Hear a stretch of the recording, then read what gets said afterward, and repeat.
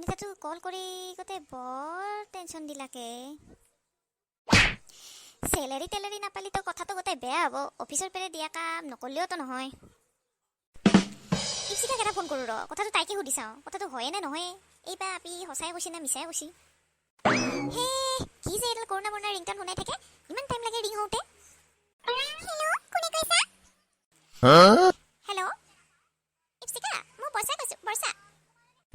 অ' বৰ্ষা, তুমিহে নেকি? কোৱা কোৱা, কি খবৰ? আছোঁ ৰ'বা, ভালে বেয়াই, কি ক'ম মোৰ দুখৰ কথা। এই কালিয়ে নৱনীতাই ফোন কৰি ক'লে অফিচৰ পৰা কিবা বোলে মাছ চেল কৰিব দিছে। কথাটো হয় নে নহয় বা, আৰু কৈছে বোলে নেবেচিলে বোলে চেলাৰিও নিদিয়ে। তুমি কিবা জানানে?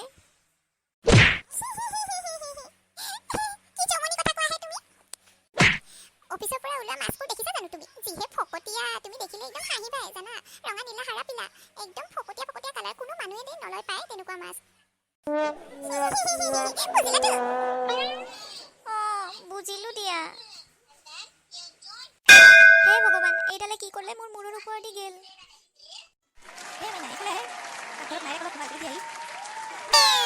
কিছু ৰহে মাই ৰ, ফোনটোত কথাখিনি পাতি ল'বা দি।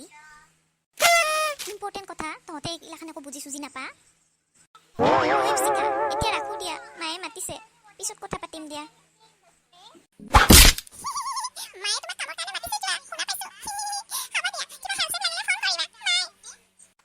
হে ভগৱান, কি যে জীৱন। অফিচডাল খুলিলে ভাল হয়, ঘৰত থাকি নোৱাৰি আৰু।